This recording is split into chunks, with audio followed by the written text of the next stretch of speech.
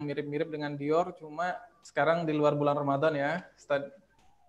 Nah, sekarang kita bakal langsung melaksanakan kajian masih dengan Ustadz yang sama, Ustadz Isnan Ansori, maksudnya di kajian usul fiqh. Insya Allah sekarang antum bakal bahas istislah ya, Ustadz ya? Ya. Oke. Ya, ini melanjutkan dia. Ya, sebelumnya antum bahas saddu zari'ah gitu, Ustadz. Oke. Oke, mungkin untuk mempersingkat waktu kita mulai aja langsung. Jadi gini, Ustadz, nanti insya Allah, Ana kan sebagai host juga bisa jadi timekeeper, Ustadz. Biar nanti waktunya itu cukup, nanti mungkin kita bakal ngisi kajian 40 atau 45 menit aja, kemudian dilanjutkan dengan pertanyaan gitu, Ustadz. Baik. Oke. Sampai 1 jam mungkin waktunya.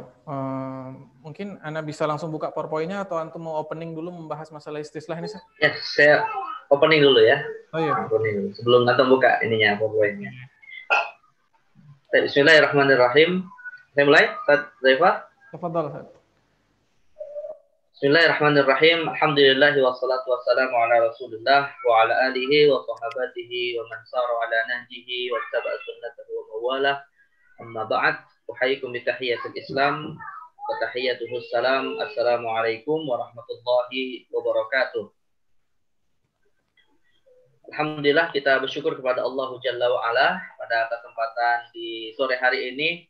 Kita masih berada dalam suasana bulan Syawal, maka ini pertemuan perdana kita dalam program Sekolah Fikih Live ya. Maka oleh sebab itu sebelumnya perkenankanlah kami ingin menyampaikan kepada rekan-rekan khususnya mahasiswa Sekolah Fikih dan jamaah lainnya yang ikut dalam program ini, taqabbalallahu minna wa minkum shalihal a'mal, kullu amin wa antum bi khairin. Kita berharap mudah-mudahan Ramadan kita pada tahun ini diterima di sisi Allah Subhanahu wa taala dan terus akan memberikan asar soleh, akan memberikan bekas yang baik di dalam hari-hari yang akan kita jalani, dan insya Allah mudah-mudahan kita diberikan kesempatan untuk bisa bertemu kembali dengan Ramadan tahun depan, insya Allah. Amin. Diamankan Allah SWT dan Ustaz Huzaifah. Biasanya sebelumnya sama Ustaz Lukman ini ya, sama host yang baru. Jadi mudah-mudahan ada suasana baru. Jadi ini kita sebenarnya Ustaz Huzaifah dalam program Sekolah Fikih Lab yang bersama saya sebenarnya tidak fokus dalam kajian usul fikih ya. Jadi insya Allah kita nanti akan membahas dalam jadwal yang sudah dibuat sebulan ke depan untuk bulan Syawal atau bulan Mei dan Juni. Ada 2 materi yang akan saya sampaikan. Oh iya, tahu. Ada 2 materi atau ada 2 tema besar. Yang pertama adalah masih melanjutkan materi usul fikih yang sudah dimulai sejak Ramadan kemarin dalam program Dior kita di diskusi interaktif online Ramadan ya. Dan insya Allah nanti juga akan membahas tema fikih, babnya adalah toharoh. Nah, jadi bab yang mendasar di dalam bab fikih. Jadi ada 2 ya, usul fikih dan toharoh. Nah, untuk masalah usul fikihnya tentunya biar tidak tahsilul hasil, biar tidak mengulangi yang sudah lalu, nanti di antara jamaah yang mungkin belum mengikuti program Dior bisa melihat ya di website rumah atau di YouTube Rumah Fikih, ada kurang lebih 11 sesi pertemuan dalam usul fikih. Ya, ada 11 sesi pertemuan dan ini merupakan sesi yang ke-12. Jadi saya sifatnya melanjutkan saja, Zaifah, bukan mengulangi dari awal ya. Jadi melanjutkan sesi yang ke-12, tapi mungkin sebelum saya masuk kepada materi atau tema yang sudah ditetapkan yaitu dalil istislah, saya mungkin juga ingin sedikit mereview, mengulangi materi yang 11 yang lalu. Karena saya lihat juga di sini partisipannya banyak yang baru. Cukup banyak yang berbeda, cukup yang baru gitu ya. Benar-benar. Baru gitu. Nah, jadi mungkin saya perlu mengingatkan atau perlu mereview sedikit ya, mengulangi sedikit apa yang sudah dibahas pada pertemuan usul fikih sebelum-sebelumnya. Nah, jadi secara umum jamaah Allah SWT, kajian ilmu usul fikih itu pada dasarnya ada 4 bab. Ada 4 bab utama ya. Seperti yang didefinisikan oleh para ulama usul fikih, bahwa usul fikih itu didefinisikan sebagai ma'rifatu dalailil fiqhi ijmalan wa kaifiyatil istifadati minha wa halil mustafid. Ya. Nah, dari definisi ini nanti diklasifikasikanlah bab usul fikih itu menjadi 4. Nah, ini saya ingin menghubungkannya dengan tema kita hari ini. Ya. Jadi mereview sekaligus hubungan dengan tema hari ini. Benar. Jadi ada 4 bab usul fikih atau ada 4 bab yang dikaji dalam ilmu usul fikih, yaitu pertama adalah seputar hukum syariah. Ya, ini sudah dibahas beberapa sesi pada pertemuan atau pada program Dion kita. Yaitu hukum syariah itu maksudnya adalah konsep-konsep tentang hukum syariat yang digambarkan, yang dianalogikan oleh Imam Al-Ghazali sebagai layaknya buah. Ya, buah yang dihasilkan dalam proses memahami dalil. Tapi nanti praktek memahami atau praktek mengamalkan buahnya ada kajiannya sendiri, namanya ilmu fikih gitu ya. Tapi usul fikih hanya membahas konsepnya saja. Misalnya apa itu hukum wajib, apa itu hukum sunnah, yang disebut dengan hukum taklifi, nanti ada hukum sabab, ada hukum syarat gitu ya. Ada hukum, kemudian ada hakim, ada mahkum alaihi atau mukallaf. Nah, ini seputar masalah hukum. Jadi bisa dikatakan bab yang pertama ini berbicara tentang konsep hukum, bukan bicara tentang detail hukum, bukan bicara tentang sholat itu hukumnya wajib, bukan begitu, tapi bicara tentang apa yang dimaksud dengan wajib. Gitu. Lalu nanti wajib juga bisa dibeda-bedakan lagi oleh para ulama. Ada wajib mukhayyar, ada wajib muwassa, muhaddad, muhaddad, ada wajib kifai, ada wajib aini, macam-macam jenisnya gitu ya. Nah, ini insya Allah detailnya silakan bisa dibuka di YouTube rumahfikih.com, Rumah Fikih Indonesia, yang membahas tentang ilmu usul fikih yang sudah kita kaji gitu ya. Nah, yang kedua adalah pembahasan tentang dalil yang diibaratkan oleh Imam Ghazali layaknya pohon. Nah, jadi agar mudah memahami begini sajalah. Saya akan menggambarkan secara umum bahwa usul fikih itu terdiri dari 4 hal. Pertama buah, kedua pohon, ketiga cara memanen, dan yang keempat petaninya. Ya, ini 4 hal ini semuanya adalah pembahasan usul fikih. Pertama buah, seperti yang tadi saya jelaskan, tapi konsepnya. Ya. Kemudian yang kedua adalah pohonnya. Nah, pohonnya inilah yang nanti disebut dengan dalil syariat, ya, atau dalil syar'i. Ya. Nah, salah satu dalil syar'i yang akan kita bahas adalah dalil istislah. Nah, berarti kajian usul fikih kita ini ya dari 11 pertemuan atau 11 sesi sebelumnya dan sesi hari ini yang ke-12 melanjutkan program Dior masih membahas bab yang kedua sebenarnya Uzaifa, yaitu membahas bab tentang dalil syar'i. Dan dalil syar'i yang kita bahas hari ini adalah dalil yang ke-10 ya. Dalil istislah ini dalil yang ke-10. Itu. Nanti saya akan jelaskan juga urutan dalilnya. Dan yang ketiga adalah maksudnya arah ke dalil istislah ini ya. Yang ketiga insya Allah nanti akan kita bahas pada pertemuan yang lain kalau diberi kesempatan, yaitu metode bagaimana kita menggali hukum yang disebut dengan istinbatul ahkam. Dan yang keempat adalah mustadil, yaitu sosok orang yang boleh melakukan proses istinbat yang kita kenal dengan nama mujtahid. Nah, lantas kalau misalnya bukan mujtahid apa namanya? Namanya disebut muqallid. Nanti pembahasannya keempat adalah mujtahid dan muqallid. Ya.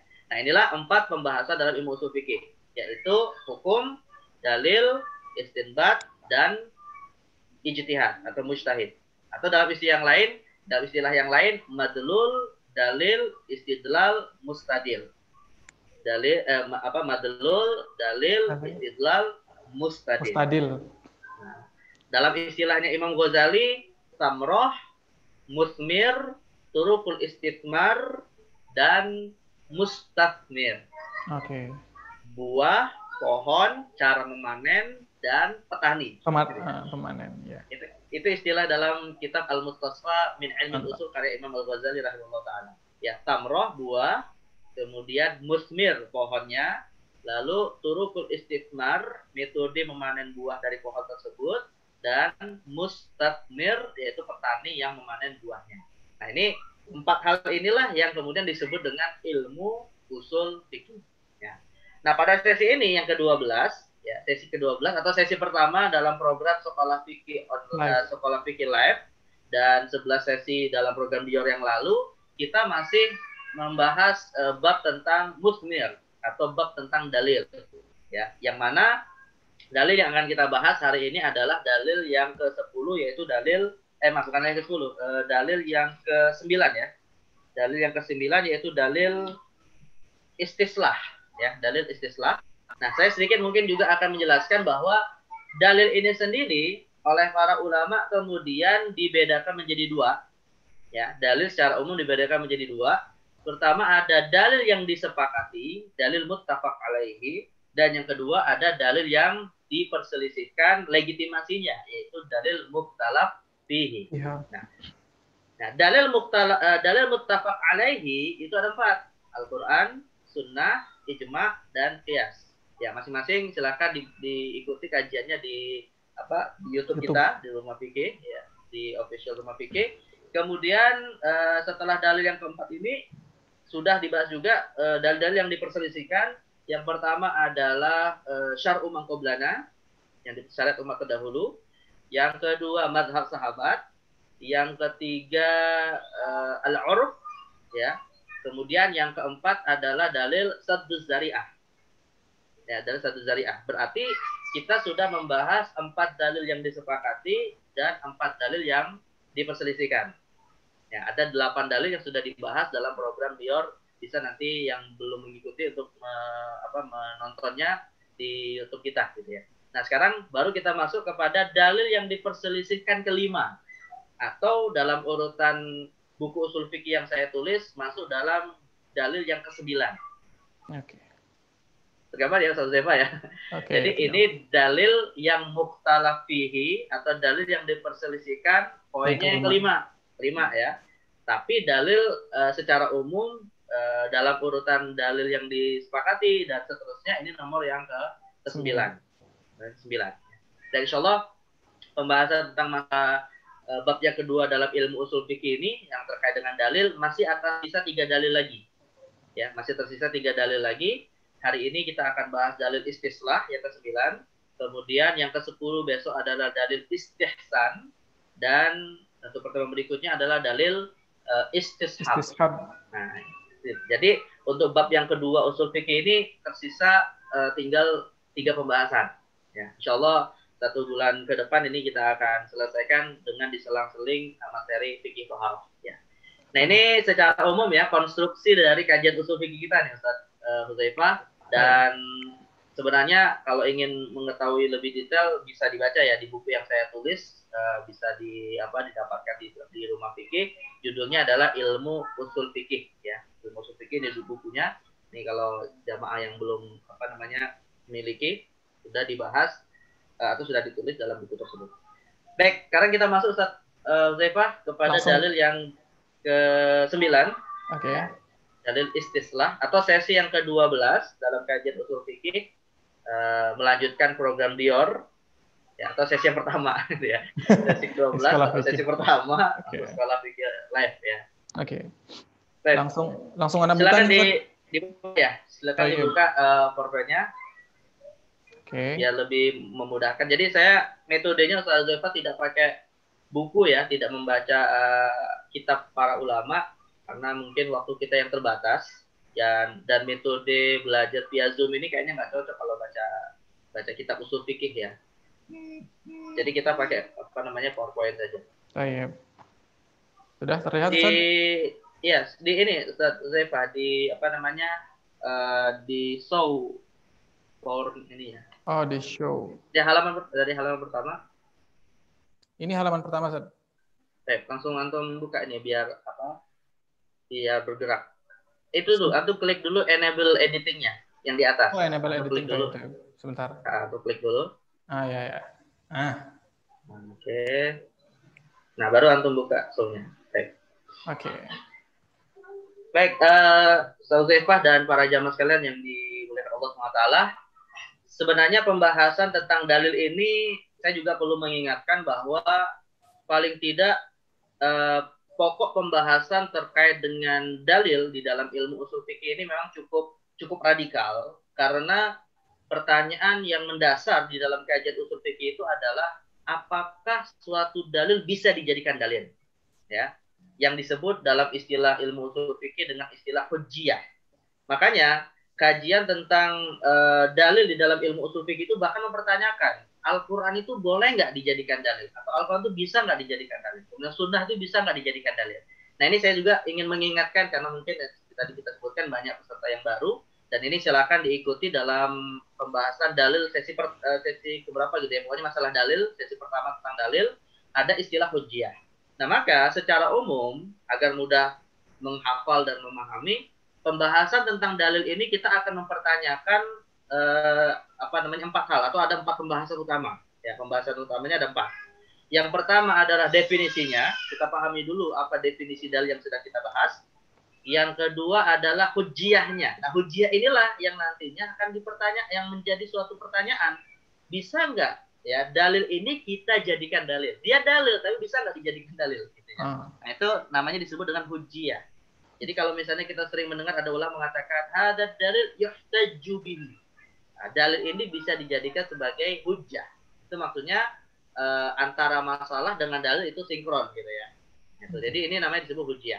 Tapi biasanya kalau kita bicara dalil yang diperselisihkan, para ulama nanti rupanya bicara hujjahnya itu malah terkait dengan pembahasan yang ketiga, yaitu klasifikasinya, jenis-jenisnya. Karena rupanya dalil-dalil yang diperselisihkan ya, itu rupanya jenisnya banyak. Artinya satu dalil dia punya klasifikasi, punya jenis-jenis lagi gitu ya.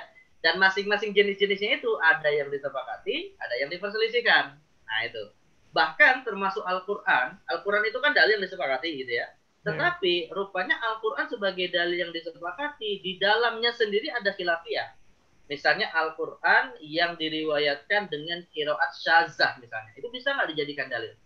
Ya, sunnah Nabi misalnya, itu juga dalil yang disepakati, atau hadis itu dalil yang disepakati, tapi diperselisihkan juga bagian yang ada di dalam dalil ini, yaitu misalnya hadis mursal, itu apakah dia dalil atau bukan. Nah, maka dalil-dalil yang diperselisihkan juga seperti itu sebenarnya. Ya, jadi artinya dalil yang sedang kita bicarakan, misalnya istislah, ini diperselisihkan oleh para ulama secara umum. Tapi rupanya nanti klasifikasi di dalamnya ada yang disepakati, ada yang diperselisihkan secara hujjah, apakah bisa dijadikan dalil atau tidak. Nah, itu yang hal penting yang terkait dengan masalah dalil. Dan yang terakhir, yang keempat, setelah klasifikasi baru kita akan lihat contoh-contoh fikihnya ya, biar kemudian kita membahas teori ini tidak mengawang-awang gitu. Jadi artinya ada praktisnya, ada. Ustaz, slide-nya tidak terlihat, Ustaz. Belum dibilangkan. Belum. Saya baru masih opening Pak dulu. Ya, Afwan, Ustaz. Ya, Afwan. Jadi saya ingin mengatakan bahwa fokus kita membahas dalil ini ada 4 hal ini saja, ya. Definisi, kemudian ini sudah saya sampaikan sebenarnya pada sesi sebelumnya, tapi mengingatkan saja. Definisi, kemudian hujjiyah, dasar hujjiyah, ketiga adalah klasifikasi, dan yang keempat contoh. Nah, ini secara umum ya, kita tidak bicara dalam konteks dalil istislah saja, tapi semua dalil itu yang dibicarakan hal ini ya. Nah, sekarang kita baru masuk nih kepada dalil istislah. Oke. Baik, silakan dibuka Ustaz Hudzaifah. Nah, definisi dalil istislah itu apa sih? Ya. Nah, sebelum saya masuk kepada dalil istislah sebagai dalil, tentunya sebagai suatu istilah yang memiliki definisi, para ulama membedakannya menjadi 2 ya. Ada definisi secara etimologis, ada definisi secara terminologis. Atau dalam bahasa Arab ada definisi yang lughatan dan ada yang istilahan. Ya.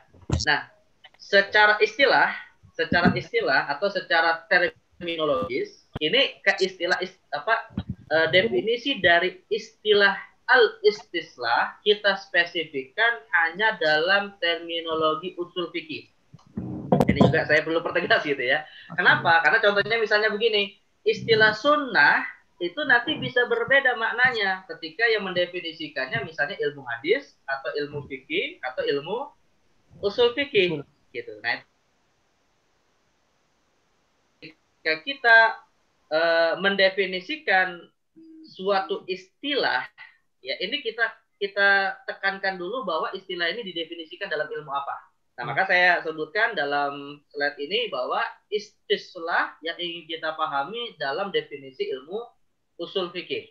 Kalaupun misalnya nanti dalam ilmu yang lain ditemukan istilah istislah, nah ini tidak kita kaitkan gitu ya. Jadi spesifik adalah ilmu usul fikih. Nah, secara bahasa, silakan dibuka Ustaz Hudzaifah.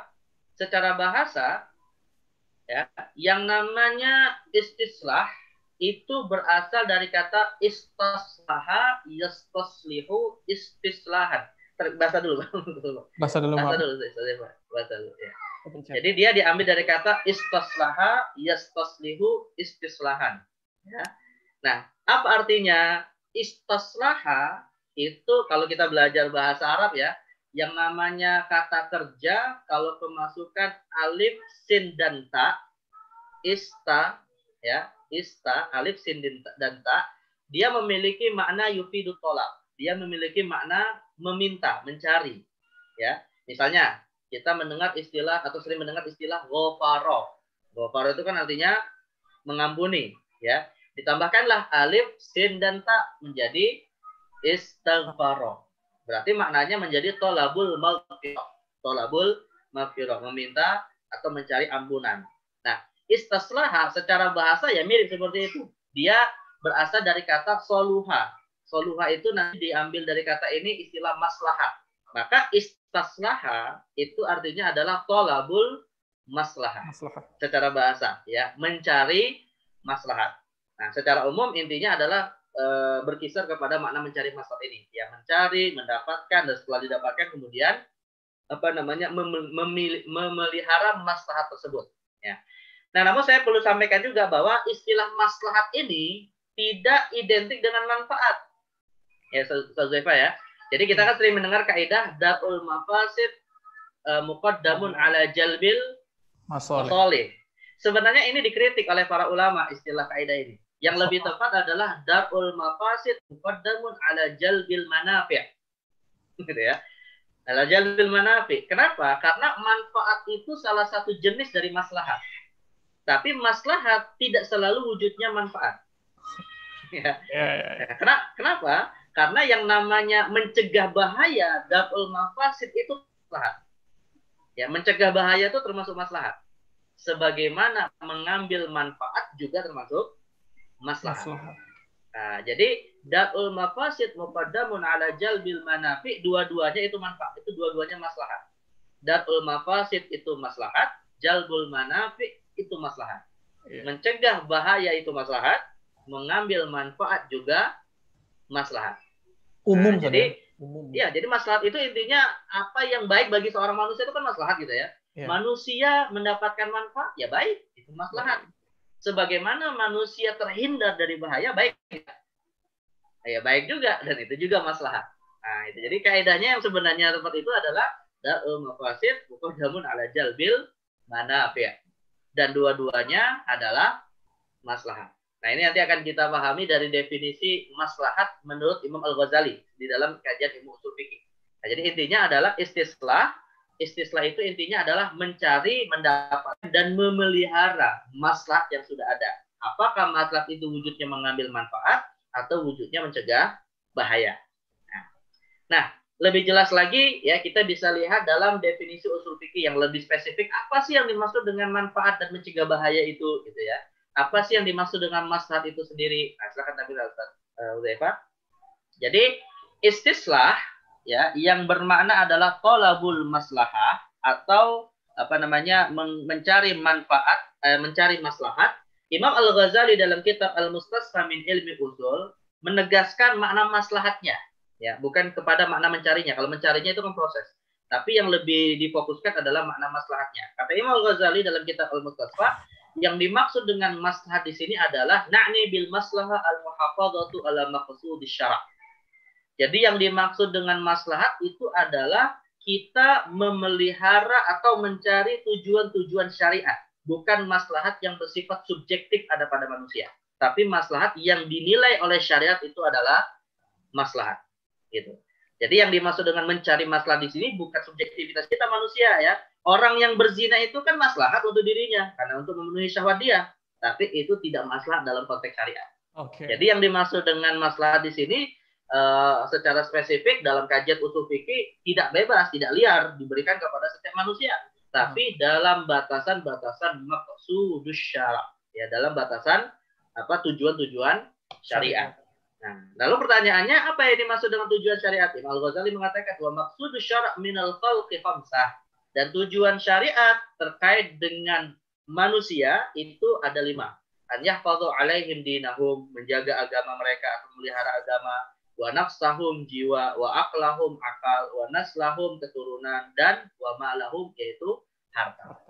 Nah, jadi yang dimaksud dengan istislah artinya kita mencari hukum syariat yang belum secara tekstual ditemukan dalam Al-Quran dan Sunnah menggunakan pertimbangan 5 maslahat ini tadi.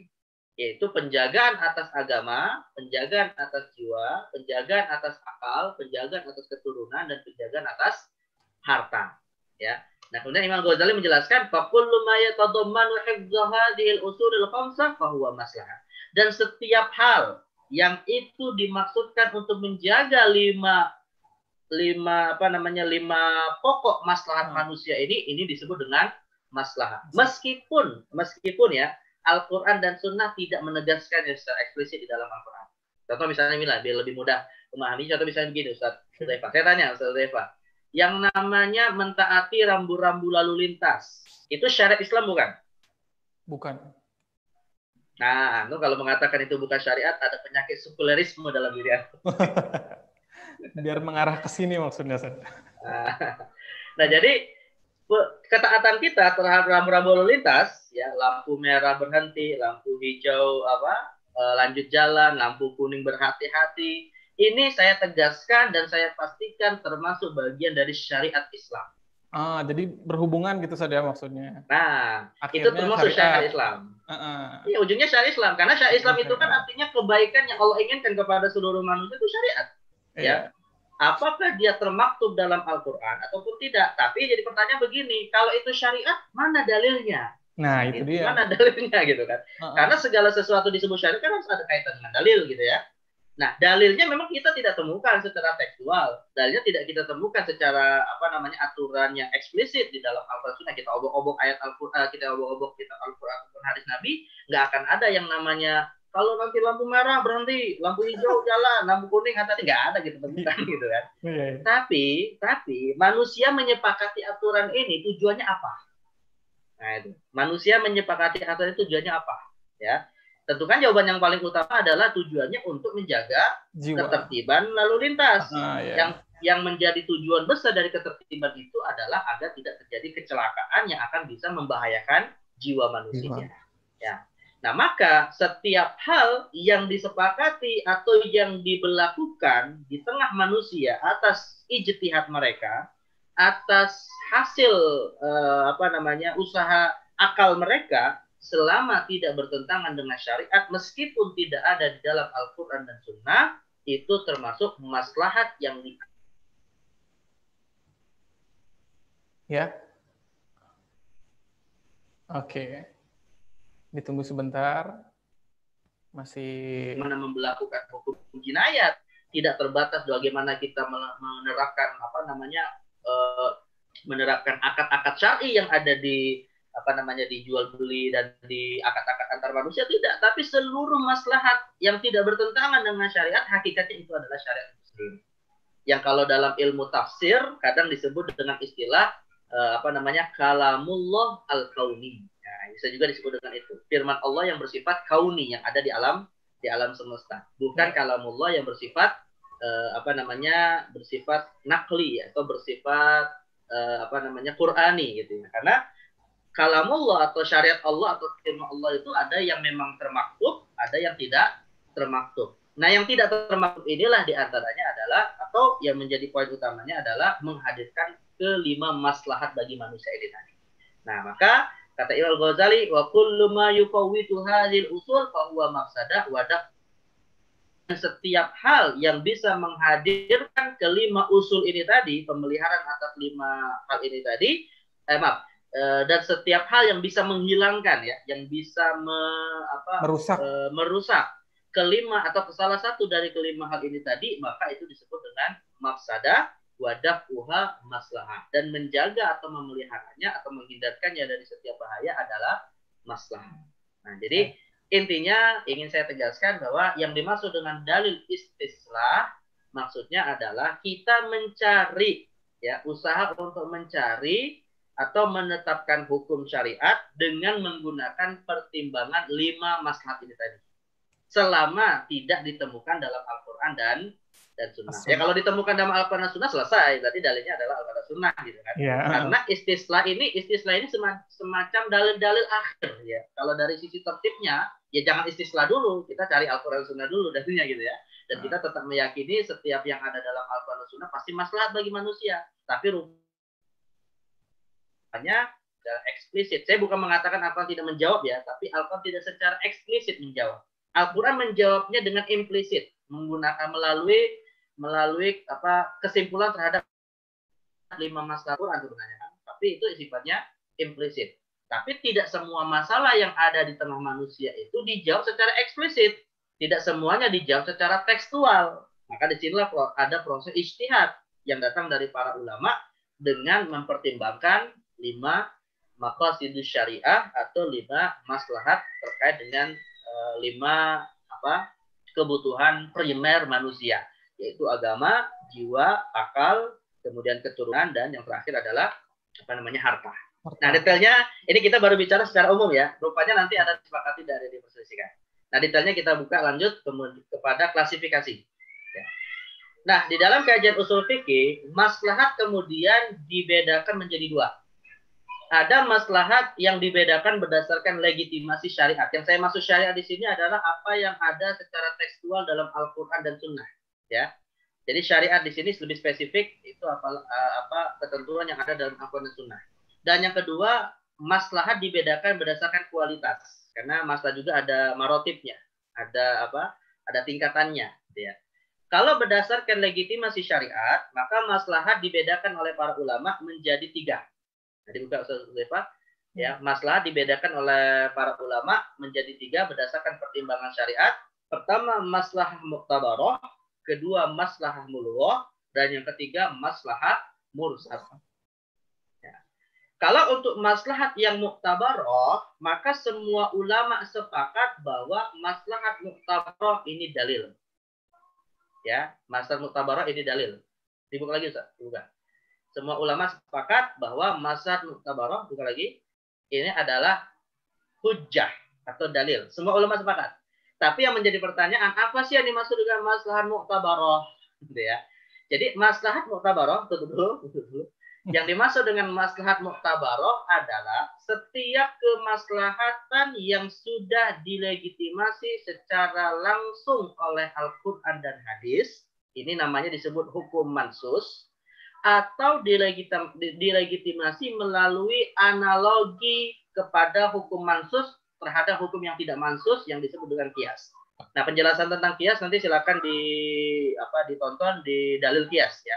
Jadi artinya begini Ustaz Zulfa, saya mengatakan setiap hukum yang didasarkan kepada teks Al-Quran dan hadis atau didasarkan kepada qiyas, ini istilah lainnya dalam ilmu usul fikih disebut dengan maslahah mu'tabarah.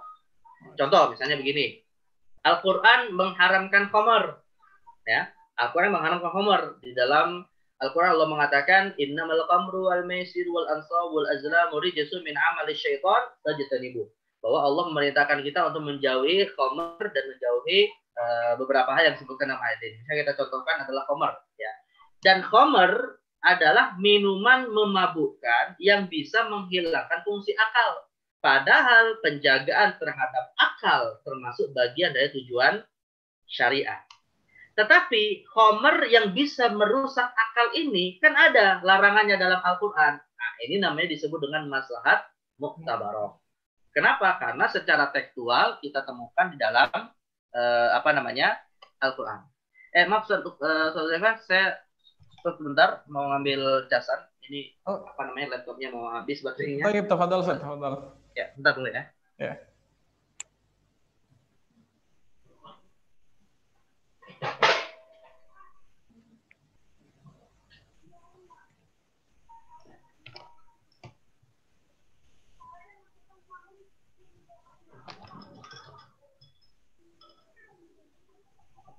Dan jadi kita lanjut ya. Maslahat mu'tabarah itu artinya adalah intinya setiap maslahat yang ada legitimasinya secara tekstual dalam Al-Quran dan hadis seperti khamar tadi, atau melalui qiyas. Melalui qiyas misalnya begini, narkoba, ya, obat-obatan yang bisa menyebabkan fungsi akal yang atau menyebabkan rusaknya fungsi akal. Kan tidak ada ketentuannya dalam Al-Quran dan Sunnah, tapi dia ditetapkan melalui qiyas, ya, atas dasar kesamaan ilat, yaitu bahwa mengkonsumsi narkoba akan bisa menghilangkan fungsi akal sebagaimana seseorang mengkonsumsi khamar. Nah, jadi dua hal ini, pengharaman khamar atau pengharaman narkoba di dalam kajian usul fikih disebut dengan maslahah mu'tabar. Ya, artinya maslahat yang dia memang dilegitimasi secara langsung oleh Al-Quran, Sunnah, atau lewat qiyas. Ya, pada titik ini semua ulama sepakat adalah dalil. Pada titik ini semua ulama sepakat dalil. Ya, apakah mau disebut dengan Al-Quran, atau mau disebut dengan dalil hadis, atau mau disebut dengan dalil qiyas, atau disebut dengan dalil maslahat mu'tabar. Ini cuma penyebutan istilah saja yang berbeda, tapi pada hakikatnya statusnya sama. Ya, dia muttafaq. Sedangkan muttafaq lah. Ya, pada titik ini muttafaq, ijma, ya, tidak ada persoalan. Ya. Nah, yang kedua adalah maslahat mulghah. Nah, kalau maslahat mulghah ini kebalikannya. Ya, setiap kemaslahatan yang mungkin secara subjektif dianggap manusia itu maslahat secara subjektif, atau dorongan syahwatnya, atau dorongan akalnya yang mungkin bermasalah gitu ya. Tetapi rupanya syariat menetapkan bahwa itu bukan maslahat. Artinya malah dilarang oleh syariat. Nah, ini namanya disebut dengan maslahat mulghah. Misalnya tadi saya contohkan, seseorang yang berzina pasti kan tujuannya adalah untuk memenuhi syahwat dia, ya kan? Dan memenuhi syahwat itu maslahat bagi sebagian orang gitu. Sesuatu yang bagi orang itu mereka senangi gitu kan. Tapi rupanya yang namanya zina adalah termasuk sesuatu yang dilarang oleh syariat. Mencuri. Nah, mencuri itu baik nggak bagi pencuri? Bagi pencuri maslahat. Maslahat bagi pencuri gitu kan. Tapi Al-Quran kan melarang gitu kan. Al-Quran mengharamkan, hadis juga mengharamkan, dan termasuk qiyas juga, yaitu dilarang oleh syariat. Nah, maka otomatis ini dikategorikan maslahat mulghah. Nah, jadi pada titik maslahat mulghah ini juga para ulama sepakat bahwa ini bukan hujjah. Jadi bukan dalil. Nah, jadi untuk maslahat mu'tabar sepakat dalil, sedangkan untuk maslahat mulghah bukan dalil. Dibuka lagi saat ini, Pak. Nah, untuk yang pada poin kedua ini bukan hujjah. Nah, yang menjadi perselisihan ulama itu adalah pada titik maslahah mursalah. Nah, inilah yang kemudian kita katakan istislah sebagai dalil mukhtalaf fihi. Nah, inilah yang kita baru sebut bahwa istislah termasuk dalil yang diperselisihkan oleh para ulama. Artinya apa? Karena maslahat yang kedua, yang pertama dan yang kedua itu sudah disepakati status hukumnya. Tapi untuk yang ketiga inilah yang menjadi perselisihan, yaitu masalah mursalah. Nah, pertanyaannya apa ini maksud dengan mursalah? Kalau maslahat mu'tabar itu kan artinya maslahat yang diakui oleh syariat. Maslahat mulghah adalah maslahat yang tidak diakui oleh syariat. Nah, mursalah itu artinya adalah sesuatu yang mutlak. Belum ada pengakuan, tapi juga tidak ditemukan penolakan gitu ya. Nah, didefinisikan oleh para ulama sebagai kullu manfa'ah dakhila fi maqasidis syari'al khamsah, setiap manfaat yang dia terkait dengan 5 tujuan syariat, penjagaan atas agama, jiwa, akal, keturunan, dan harta, tapi duna an yakuna laha syahidun bil i'tibari awil ilgha. Namun tidak ditemukan landasan dalilnya secara pasti yang mengakuinya sebagai maslahah mu'tabarah atau menolaknya hingga dia menjadi maslahat mulghah. Jadi posisinya tengah-tengah nih antara maslahat mu'tabarah dengan maslahat mulghah. Nah, saya ingin kasih contoh seperti yang tadi sudah kita bahas, yaitu kewajiban mentaati rambu-rambu lalu lintas. Itu termasuk maslahat mursalah. Ya. Jadi ketaatan kita terhadap rambu-rambu lalu lintas itu ada nggak dalam Al-Quran mu'tabar, tidak dalam Al-Quran dan Sunnah? Jawabannya tidak. Ya. Tapi ada nggak penolakannya juga dalam Al-Quran dan Sunnah? Jawabannya juga tidak. Gitu kan? Berarti dia posisinya di tengah. Namanya maslahat mursalah. Jadi kalau misalnya ditanya apa contoh maslahat mursalah di antaranya? Ya ini tadi, kewajiban mengikuti aturan rambu-rambu lalu lintas. Nah, itu termasuk jadi hukumnya wajib gitu kan? Ya, itu nanti kesimpulan akhirnya gitu ya. Oke. Kesimpulan akhirnya nanti para ulama sepakat itu wajib gitu ya. Tapi secara konsep ini maslahat mursalah yang diperselisihkan. Konsepnya diperselisihkan.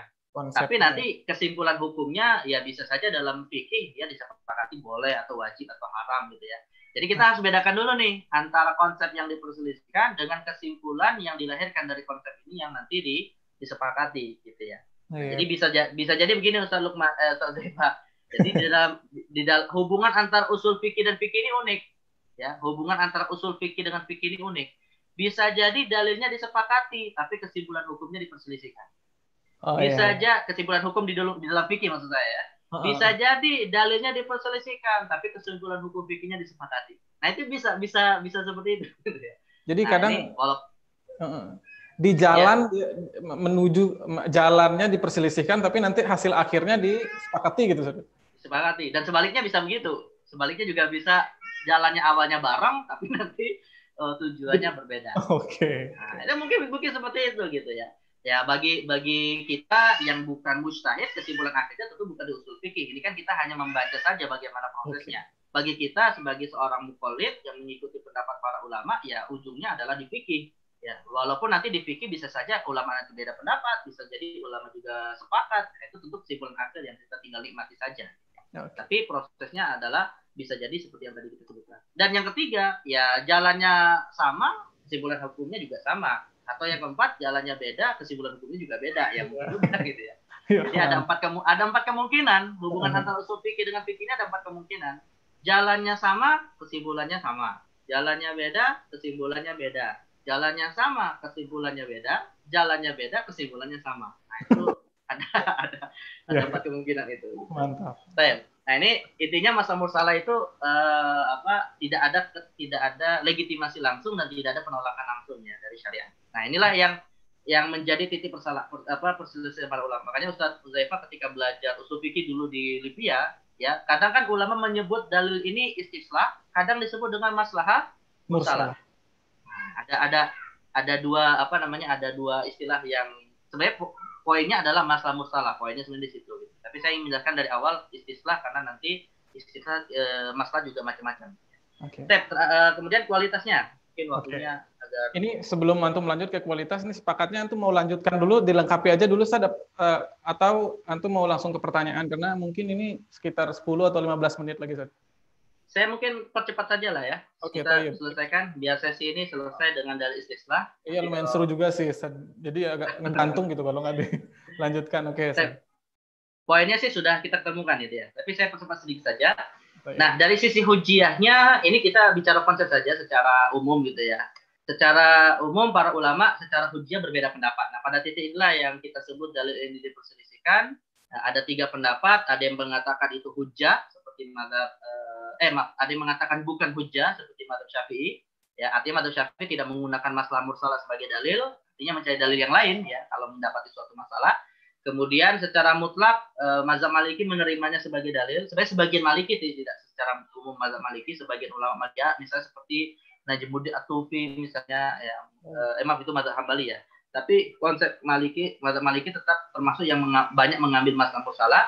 Dan kebanyakan ulama mengatakan dalil tapi dengan syarat. Jadi ada 3 pendapat.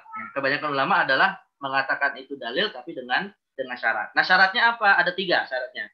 Yang pertama adalah syarat bahwa maslahat mursalah itu bisa dijadikan dalil harus pada wilayah doruriyah. Wilayah doruriyah itu artinya terkait dengan 5 maqasidus syariat tadi. Yang menjaga jiwa, menjaga harta, menjaga akal, dan seterusnya, menjaga agama. Kemudian yang kedua kulliyah. Kulliyah itu adalah dia sifatnya berlaku umum kepada kebanyakan manusia. Misalnya rambu lalu lintas itu kan bukan hanya untuk wilayah tertentu, tapi juga untuk merata seluruh masyarakat. Misalnya tidak dibeda-bedakan antara satu dengan yang lain. Dan yang ketiga qat'iyah. Qat'iyah itu artinya maslahatnya itu pasti, bukan sesuatu yang diprasangka. Jadi memang betul-betul ada maslahatnya. Kalau orang tidak mengikuti rambu lalu lintas, bisa kemungkinan dia tertabrak dan meninggal. Nah, itu kan pasti gitu ya. Langsung ke contoh ya. Ada contohnya, memang ada faktanya. Nah, itu disebut dengan qat'i namanya. Jadi bukan sesuatu yang mengawang-awang di alam pikiran kita, tidak, tapi ada faktualnya. Nah, ini syarat yang ditetapkan oleh mayoritas ulama yang menerima maslahat mursalah. Kemudian berikutnya maslahat mursalah ini, ini saya sebenarnya sebagai tambahan saja ya. Karena begini, para ulama ada yang menyebut atau misalnya begini, ada sebagian besar ulama mengatakan konsep bid'ah hasanah. Ya, bid'ah hasanah ini kan termasuk konsep yang diperselisihkan ya. Ada yang menolak, ada yang menerima ya. Tapi bisa jadi yang menolak bid'ah hasanah sepakat kepada kesimpulan hukumnya, namun menyebutnya dengan istilah maslahah mursalah. Contoh misalnya begini, Ustaz. Di zaman Abu Bakar As-Siddiq, ya, para sahabat sepakat Al-Quran dibukukan dalam satu mushaf. Padahal di zaman Rasulullah tidak ada. Nah, bagi para ulama yang menerima bid'ah hasanah, mereka menyebutnya dengan istilah bid'ah hasanah. Tidak ada di zaman Nabi, tapi diterima, namanya bid'ah hasanah. Gitu. Tapi bagi yang menolak bid'ah hasanah, menyebut dengan istilah lain, yaitu maslahah mursalah. Nah, jadi istilahnya beda, kesimpulan hukumnya sama. Nah, ini sebagai tambahan saja. Dan yang terakhir, dari sisi kualitas, kemudian maslahah mursalah dibedakan menjadi 3. Betul, menjadi 3. Ada maslahat daruriyat atau yang kita kenal dengan istilah maslahat yang primer, semua manusia pasti akan membutuhkannya dan kalau hilang salah satunya maka tidak kehidupan manusia menjadi tidak sempurna. Dan yang kedua, maslahat sekunder, haji. Nah, ini dia bukan berarti merusak kemaslahatan manusia, tapi bisa membuat kesulitan ya kalau tidak diambil. Kemudian ada maslahat tahsini atau yang disebut dengan tersier. Ya. Tentunya di 3 maslahat ini kita harus mendahulukan yang doruri atas haji, baru kemudian tahsini. Jangan kemudian keliru dalam tingkatannya.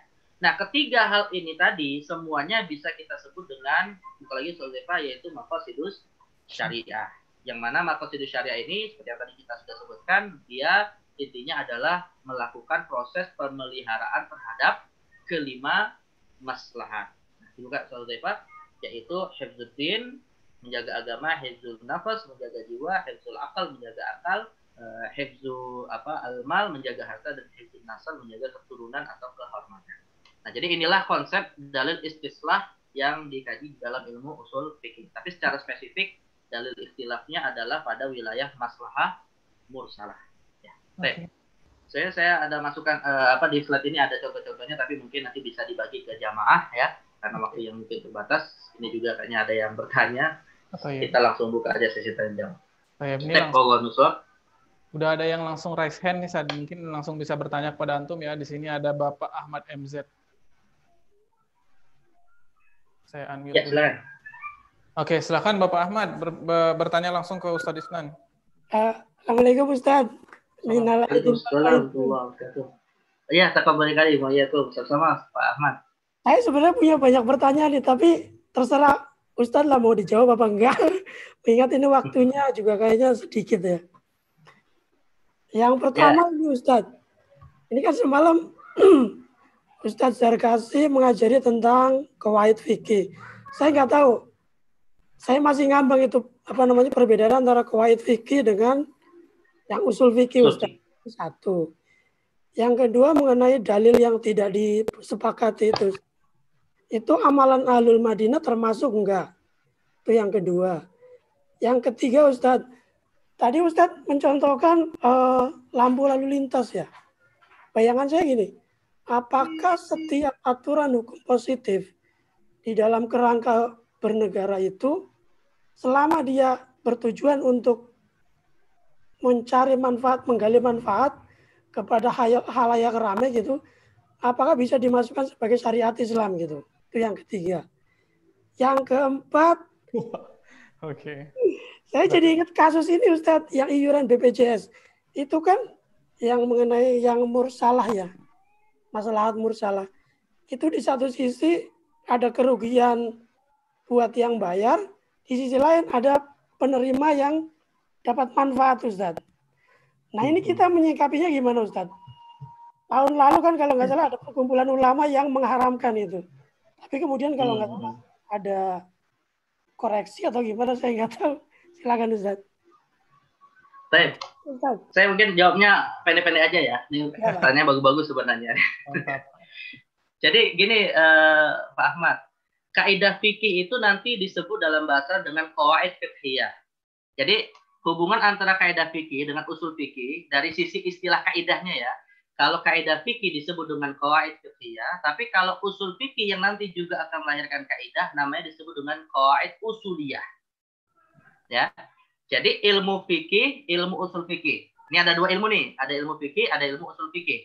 Ilmu fikih melahirkan kaidah, ilmu usul fikih melahirkan kaidah. Kaidah yang dilahirkan dari ilmu fikih namanya qawaid fiqhiyah. Dan kaidah yang dilahirkan dari ilmu usul fikih namanya qawaid usuliyah. Nah, itu dari sisi istilah kaidahnya gitu ya. Tetapi memang secara faktual antara kaidah fikih dan kaidah usul fikih nanti kadang sejalan, dua-duanya bisa dipakai sebagai dalil juga ketika mendapati masalah baru. Makanya Fatwa Majelis Ulama Indonesia itu kalau kita lihat dalam konstruk fatwanya itu tidak sedikit menggunakan kaidah fikih. Padahal sebenarnya kalau dalam memfatwakan sesuatu harusnya kan kembali ke kaidah usul fikih gitu ya. Tapi kok malah rujukannya ke kaidah fikih karena rupanya kaidah fikih ini juga di antara dasarnya kepada kaidah usul fikih juga gitu ya. Nah, jadi kalau misalnya kita buat urutannya ya, kalau kita buat urutannya sebenarnya begini urutannya, usul fikih dulu, baru fikih, baru kaidah fikih. Itu urutannya begitu. Usul fikih, kaidah fikih.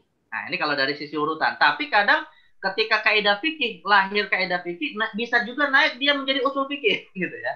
Misalnya di antara pembahasan ilmu usul fikih itu ada dalil namanya al-urf, tradisi. Ya, dan uruf itu merupakan salah satu di antara dalil yang diperselisihkan oleh para ulama. Tapi di dalam ilmu kaidah fikih, al-uruf itu juga menjadi kaidah, yaitu al-adah muhakkamah. Bahwa tradisi itu bisa menjadi dasar hukum. Nanti dia naik jadi usul fikih gitu ya. Nah, jadi intinya sih sederhananya hubungannya begini saja, usul fikih, kaidah fikih. Nah, itu. Tapi tentunya kepentingan kita yang mengamalkan ajaran Islam sebenarnya bukan di usul fikih, bukan di kaidah fikih, tapi di hukum fikihnya yang akan kita cari tahu hukum haram, wajib, makruh, sunnah, mubah dan seterusnya. Itu kepentingan kita di situ sebenarnya. Ya, karena itu yang menjadi titik terakhir dalam kajian usul fikih atau dalam kajian kaidah fikih. Baik. Ini pertama. Yang kedua apa tadi? Saya lupa. Ya.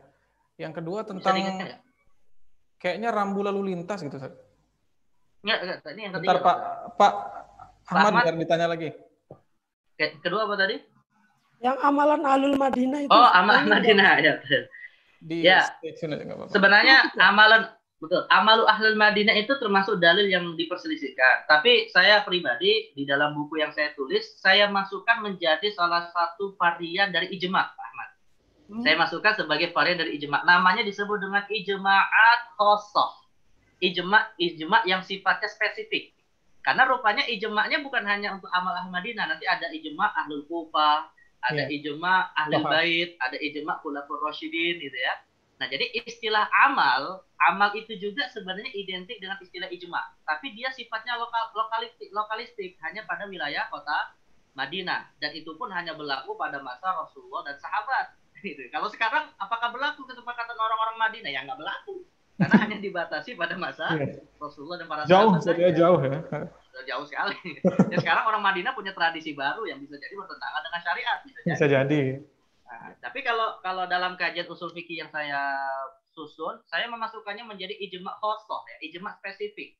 Jadi dia menjadi bagian dari varian ijma', tapi sebenarnya yang diperselisihkan oleh para ulama dalam pembahasan ijma'. Nah, tapi ada juga nanti kitab usul fikih yang membahasnya menjadi dalil tersendiri, khususnya di kalangan mazhab Maliki gitu. Nah, ini dari sisi sistematikanya saja sebenarnya, dari sisi metode penyusunan kitab usul fikihnya saja. Nah, kemudian yang ketiga, rambu-rambu lalu lintas dan ada kaitannya dengan BPJS. Ya. Pertama begini, saya ingin mengatakan tidak setiap hukum positif itu dikategorikan maslahat mursalah atau maslahat mu'tabarah. Yang harus kita persoalkan, yang harus kita jadikan sebagai timbangan adalah ada nggak berkesesuaian dengan syariat itu sendiri? Ada nggak yang berkesesuaian dengan ajaran Islam yang secara langsung termaktub di dalam Al-Quran dan Sunnah? Contoh misalnya untuk rambu-rambu lalu lintas yang sudah menjadi hukum positif di negara kita. Artinya kesimpulannya begini, Pak Ahmad, saya mengatakan tidak semua hukum positif itu maslahat mu'tabarah, tidak semuanya maslahat mursalah, bisa jadi di antaranya maslahat mulghah. Intinya pertimbangannya syariat gitu ya. Kalau kita bicara rambu-rambu lalu lintas, ini seakan sudah disepakati dia maslahat mursalah yang diterima. Karena tujuannya betul-betul menjaga jiwa gitu, dan tidak ada perbedaan di dalam masalah ini. Tapi kalau misalnya hukum positif dalam bentuk penarikan iuran BPJS, apalagi kemudian ada penelitian dari Majelis Ulama Indonesia yang menganggap akadnya bermasalah, nah jadi bisa jadi kesimpulannya ini malah bukan maslahat mursalah atau mu'tabarah, tapi malah maslahat mulghah gitu ya. Bisa jadi. Ya tergantung sejauh mana nanti para ulama menelitinya gitu kan. Nah, jadi saya sekali lagi menegaskan, nah ini kesimpulannya bahwa tidak setiap hukum positif yang disepakati dalam suatu aturan bernegara itu diterima 100% oleh syariat. Sebagaimana tidak 100% ditolak oleh syariat. Nah, itu. Jadi pertimbangannya tetap pada standar syariat itu sendiri. Nah, standarnya adalah syariat itu sendiri. Jadi bisa dia masuk wilayah maslahat mu'tabarah, bisa masuk wilayah maslahat mursalah, bisa masuk wilayah maslahat mulghah. Nah, dan saya pikir BPJS mungkin masih antara master mursalah dan mulughoh lah ya, karena masih ada perdebatannya gitu ya. Antum, tapi kalau untuk rambu lalu lintas itu muktabarah sudah gitu ya, sudah mungkin di diterima oleh kesempatan syariat. lain antum jawab secara spesifik aja masalah BPJS ini sadia mulughoh atau mu'tabarah gitu. Iya, ya itu perlu ada tasawur, perlu ada deskripsi yang jelas juga gitu. Karena akadnya sendiri kita nggak dijelaskan seperti apa gitu. Nah, tapi kemungkinan ke sana ada gitu Pak Ahmad ya. Kemungkinan ke sana ada gitu. Nah, jadi sekali lagi tidak semua diterima dan tidak semua ditolak. Ya, tergantung pertimbangan syariatnya. Ya, begitu wallahu a'lam. Oke. Gini Pak ya, lega Pak ya sama jawabannya Ustadz Isnan Ansori, alhamdulillah. Jadi saat nggak mungkin terjawab sih sebenarnya.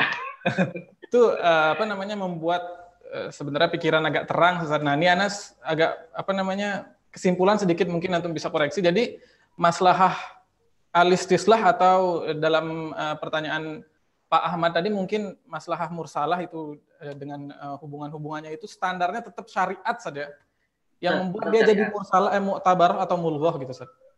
Ya, termasuk ketika dia statusnya mursalah juga tetap pertimbangannya adalah syariat. Oke.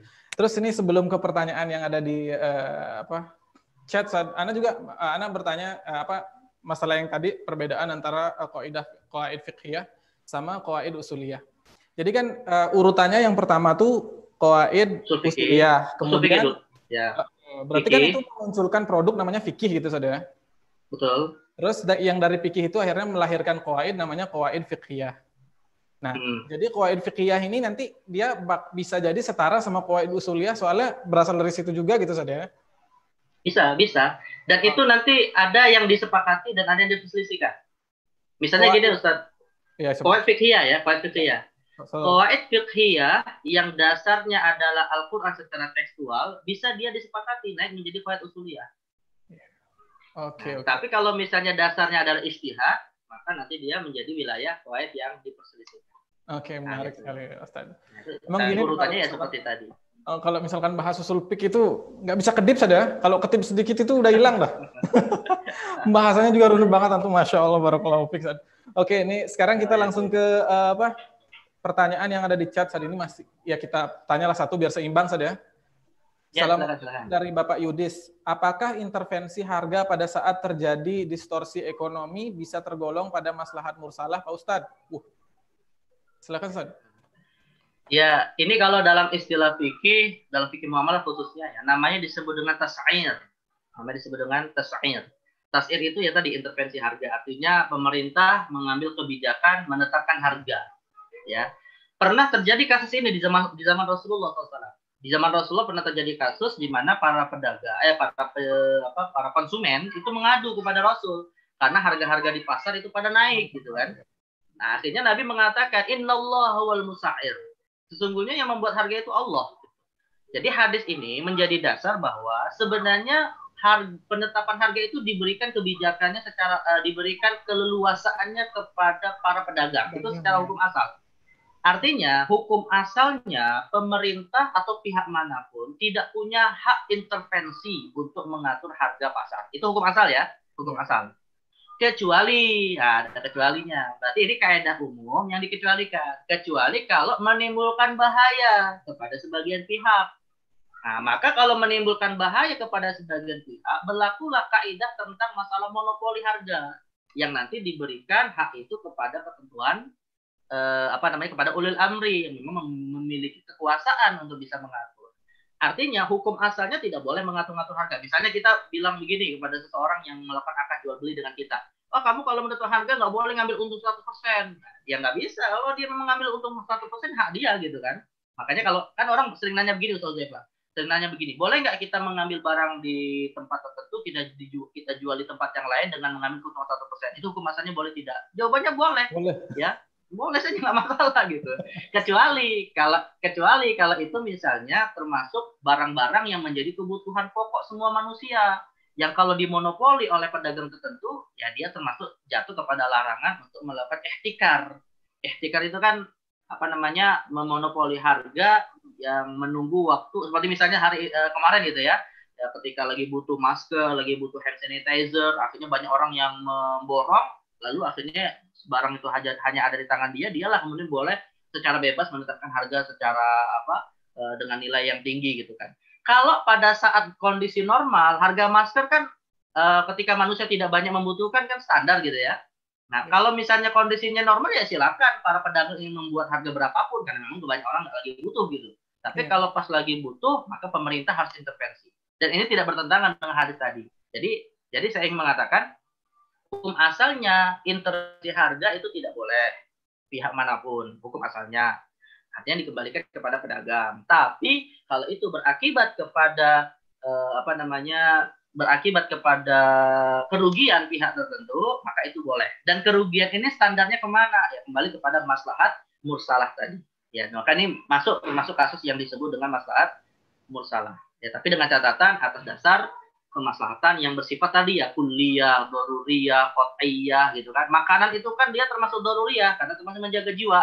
Sembako misalnya. Kemudian dia kulliyah berlakunya secara umum dan juga qat'iyyah, ada faktanya yang terjadi, memang ada orang yang dirugikan. Nah, kalau memang itu sudah terpenuhi, maka maslahat mursalah dengan menetapkan harga pasar oleh pemerintah ini termasuk dibolehkan dan itu bukan maslahat mulghah. Ya, ya begitu. Oh, bisa. Oke, syukran Ustaz. Masya Allah. Jadi terang ya. Itu termasuk masalah mursalah juga. Oke, mungkin karena waktu tidak terasa sudah melewati kita. Sebenarnya masih lumayan banyak pembahasan istislah ini, Ustaz. Tapi kayaknya nggak ada pertanyaan lagi ya? Nggak, kayaknya sih nggak ada di YouTube juga. Dan waktunya juga ini udah dekat banget sama maghrib gitu, Ustaz. Anda mau buka puasa Syawal. Iya, di aman di YouTube juga. Oke. Nanti filenya bisa di-share aja lah kalau memang masih ada satu halaman gitu ya. Oke, nanti mungkin pertemuan selanjutnya antum bakal melanjutkan istislah ini atau toharoh ya? Toharoh kalau menurutnya toharoh.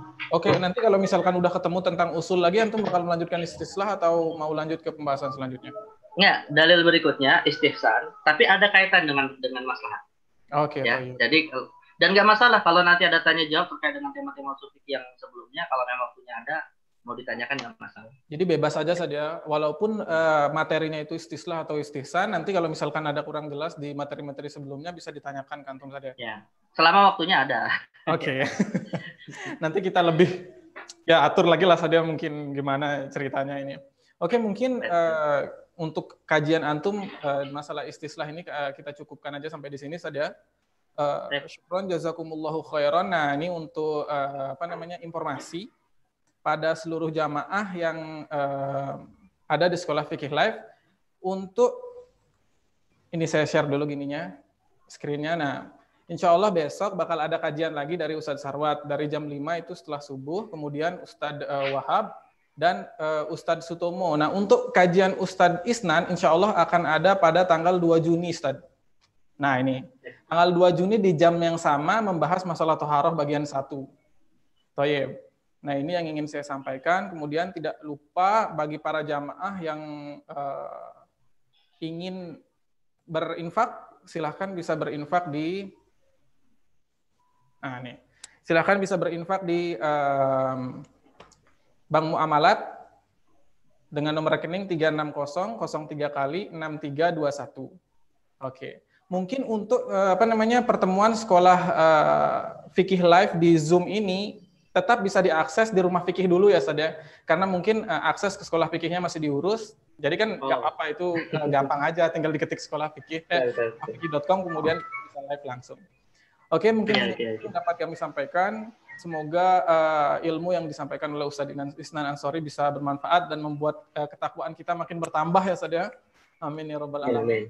Oke, sekali lagi terima kasih, jazakumullahu khairan kami ucapkan kepada Ustadz Isnan yang telah menyampaikan ilmunya dan juga kepada seluruh pemirsa yang stay tune tetap menyaksikan Sekolah Fikih live ini dari awal hingga akhir. Tayyib. Mungkin hanya ini yang dapat saya sampaikan. Syukron, Ustadz Isnan Ansori mungkin bisa meninggalkan tempatnya apabila ada kesibukan. Wabillahi taufiq wal hidayah. Wassalamualaikum warahmatullahi wabarakatuh. Baik, Saudara dan jamaah, saya pamit ya. Assalamualaikum warahmatullahi wabarakatuh. Waalaikumsalam warahmatullahi wabarakatuh.